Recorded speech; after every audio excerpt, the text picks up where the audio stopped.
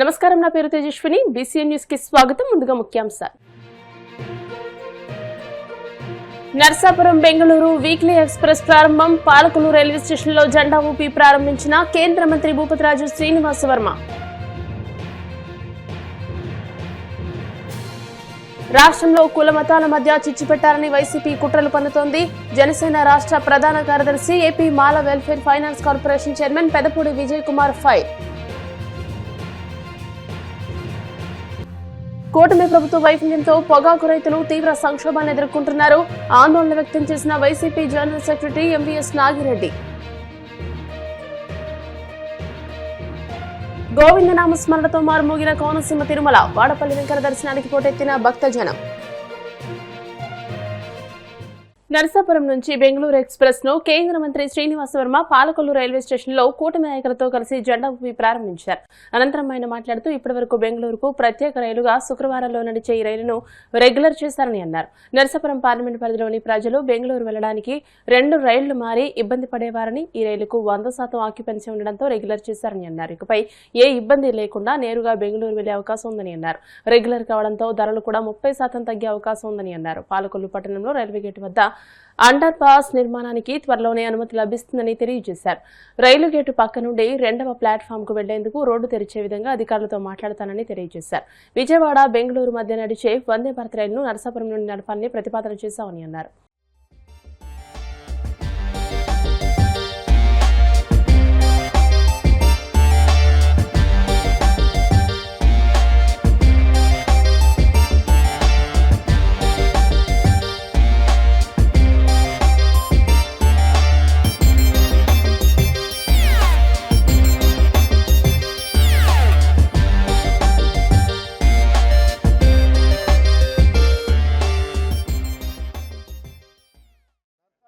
Bengaluru train ఉన్నదో అదేదైతే special ట్రైన్గా ఉన్నటువంటి ట్రైన్ని regular సర్వీస్గా మార్చడం జరిగింది. అది ఈరోజు పాలకొల్లో రైలుకి ఘనస్వాగతం పలకడం జరిగింది. పెద్ద ఎత్తున కార్యక్రమాన్ని నిర్వహించడం కూడా జరిగింది. శుక్రవారం బయలుదేరి శనివారం బెంగళూరు చేరుకుని మళ్ళీ శనివారం బెంగళూరులో బయలుదేరి ఆదివారం నాటికి నరసాపురం వచ్చేటువంటి ఎక్స్ప్రెస్ ట్రైను ఇవాటి నుండి రెగ్యులర్ ట్రైన్గా మనం మార్పించడం జరిగింది.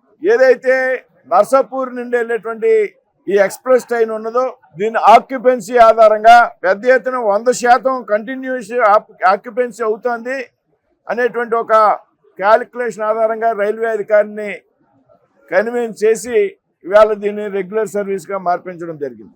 ఏదైతే ఇది నరసాపురానికి పాలకొల్లుకే కాదు, మన కోస్తా తీరం వెంబడి ఏదైతే ప్రజలు ఎవరైతే పెద్ద ఎత్తున బెంగళూరులో ఐటీ ఉద్యోగస్తులు పనిచేస్తున్నటువంటి సందర్భంలో ఇదే నరసాపూర్ నుంచి బయలుదేరిన ట్రైను పాలకొల్లు, వీరవాసరం, భీమవరం, ఆకివీడు, కైకలూరు, విజయవాడ, తెనాలి, బాపట్ల, చీరాల, ఒంగోలు, అదేవిధంగా కావలి, నెల్లూరు, రేణుగుంట మీదుగా బెంగళూరు చేరు. ఇది స్పెషల్ ట్రైన్గా మార్చడం వల్ల మనకి ఇప్పుడు ఉన్నటువంటి ధరలు ఏవైతే ఉన్నాయో దానిలో 30% ధరలు తగ్గుతాయి. స్పెషల్ ట్రైన్లో 30% ధరలు ఎక్కువ.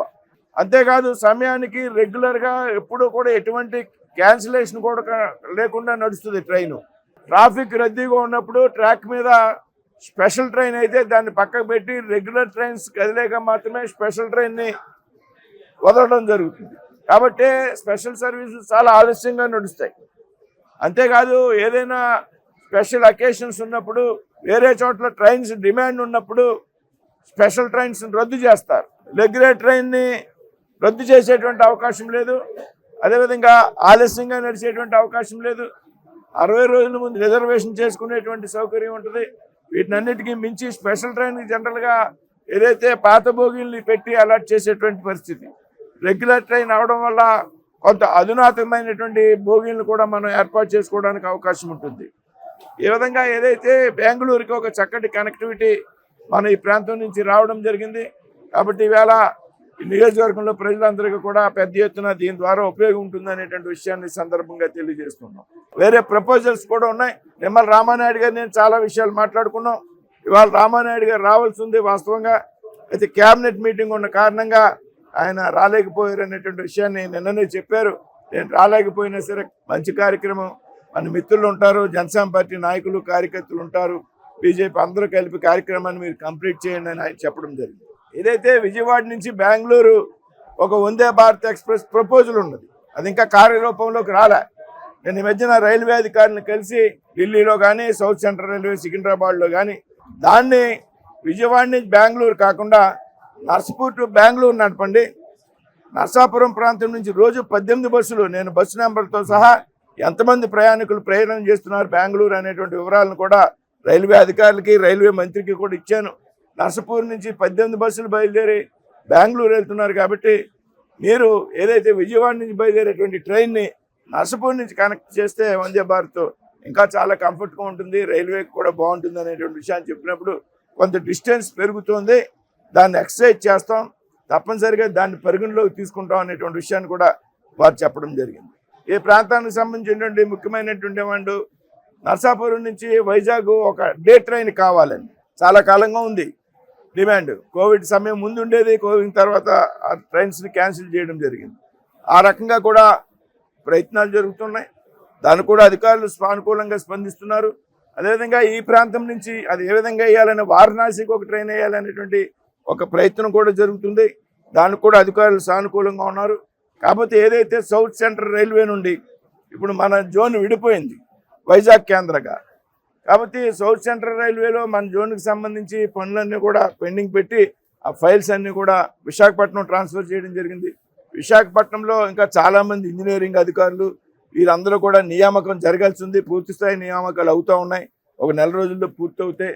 తప్పనిసరిగా 2 ట్రైన్స్ విషయంలో కూడా రాబోయేటువంటి రోజుల్లో ఒకటి సానుకూలమైనటువంటి స్పందన వస్తుందని మరి మీ అందరికీ కూడా పాలకొల్లు అసెంబ్లీ నియోజకవర్గంలో పార్లమెంట్లో ఉన్నటువంటి ప్రజలందరికీ కూడా విజ్ఞప్తి చేస్తున్నా.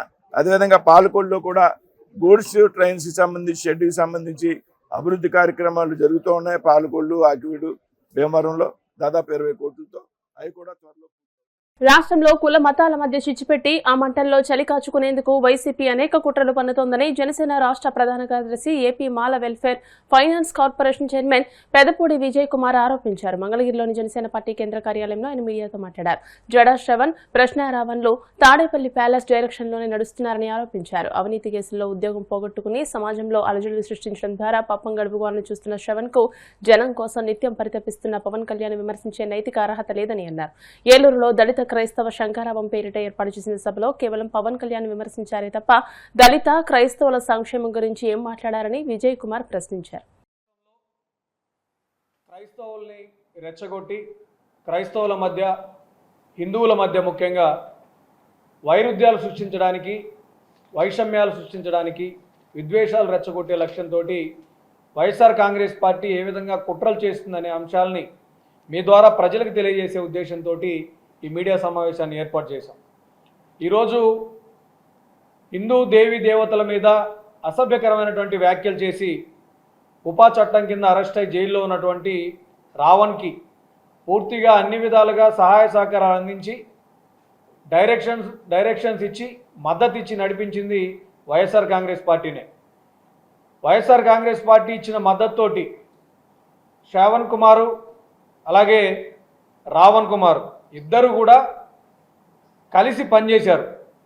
ఈరోజు రావణ్తో కలిసి పనిచేసిన శ్రావణ్కి బలం సరిపోవట్లేదని చెప్పి డైరెక్ట్గా ఈరోజు వైఎస్ఆర్ కాంగ్రెస్ పార్టీకి సంబంధించిన వాళ్ళే రంగంలో దిగారు. రావణ్కి లీగల్గా మేము మద్దతు ఉంటాం, న్యాయ సహాయం అందిస్తామని చెప్పి ఈరోజు వైఎస్ఆర్ కాంగ్రెస్ పార్టీ మీడియా ముఖంగా ప్రశ్నించినటువంటి సంగతిని ఈ సందర్భంగా గుర్తు చేస్తూ ఉన్నాం.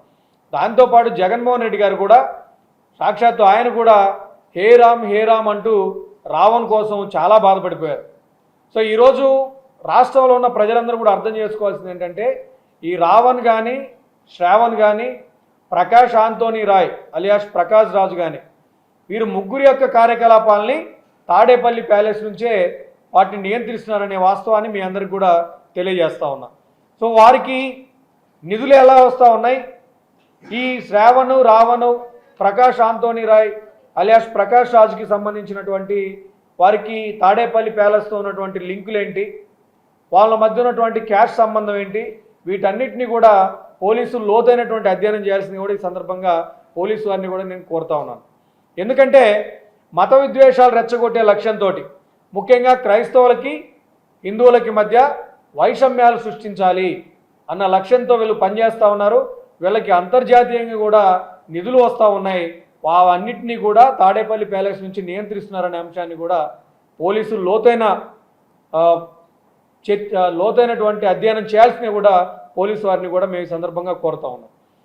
ఈరోజు ఈ పరిస్థితుల్లో రాష్ట్రంలో ఉన్నటువంటి ప్రజలు, ముఖ్యంగా దళిత క్రైస్తవ యువత అర్థం చేసుకోవాల్సినటువంటి కొన్ని అంశాలను ఈరోజు మీడియా ముఖంగా ప్రస్తావించదలుచుకున్నాం. అవేంటంటే, ఇప్పుడు దళిత క్రైస్తవుల రిజర్వేషన్ల అంశం మీద సుప్రీంకోర్టు ఒక తీర్పు ఇచ్చింది. అదే సమయంలో డిప్యూటీ స్పీకర్గా ఉన్నటువంటి శ్రీ రఘురామకృష్ణరాజు గారు రిప్రజెంట్ చేసినటువంటి ఉండి నియోజకవర్గంలో పెదపేట రామాలయం విషయంలో కూడా అదే సమయంలో ఒక వివాదం కూడా చెలరేగింది. సో ఇదే అదను అనుకున్నారో ఏమో, ఇదే సరైన సమయం అనుకున్నారో ఏమో, కొంతమంది విద్వేషాలు రెచ్చగొట్టే ముఠా ఒకటి బయలుదేరింది. వీళ్ళని ఎవరు ప్రోత్సహిస్తున్నారు అంటే, ముందుగా చెప్పినట్టు వైఎస్ఆర్ కాంగ్రెస్ పార్టీ. కారణం ఏంటి? ప్రజల మధ్య సామరస్యపూరిత జీవనం, ప్రశాంతంగా వాళ్ళు జీవించే పరిస్థితులు వైఎస్ఆర్ కాంగ్రెస్ పార్టీకి నచ్చదు. ప్రజల మధ్య విద్వేషాలు ప్రజ్వరిల్లితే దాంట్లో నుంచి రాజకీయంగా లబ్ధి పొందామనేటువంటి ఒక దుర్మార్గమైనటువంటి రాజకీయ సంస్కృతి వైఎస్ఆర్ కాంగ్రెస్ పార్టీ. సో ఈ కుట్రలో భాగం కొంతమంది యూట్యూబర్లను తీసుకొచ్చారు, కొంతమందిని ప్రోత్సహించి నిధులిచ్చి యూట్యూబ్ ద్వారా, వీడియోల ద్వారా హిందూ సాంప్రదాయాలని అవమానపరిచే విధంగా, అవహేళన చేసే విధంగా, దేవుళ్ళని అసభ్యకరమైనటువంటి భాషతోటి మాట్లాడుతూ ఒక విధమైనటువంటి డిస్టర్బింగ్ ఎన్విరాన్మెంట్ స్టేట్లో క్రియేట్ చేసే విధంగా కూడా వీళ్ళు బిహేవ్ చేశారు. దాంట్లో భాగంగా రావణ్ అలియాస్ జోసెఫ్ అనే వ్యక్తి కోనసీమ తిరుమలగా వర్ధిల్లుతున్న వాడపల్లి శ్రీ వెంకటేశ్వర స్వామి ఆలయం భక్తులతో కిటకిటలాడింది. శనివారం స్వామికి ప్రీతికరమైన రోజు సందర్భంగా ఆలయంలో ప్రత్యేక పూజలు నిర్వహించారు. స్వామివారి దర్శనానికి వచ్చిన భక్తులకు ఎలాంటి ఇబ్బందులు తలెత్తకుండా ప్రత్యేక ఏర్పాట్లు చేసినట్టు ఆలయ అధికారులు తెలిపారు. భక్తులు అధిక సంఖ్యలో హాజరై స్వామిని దర్శించుకుని మొక్కులు చెల్లించుకున్నారు.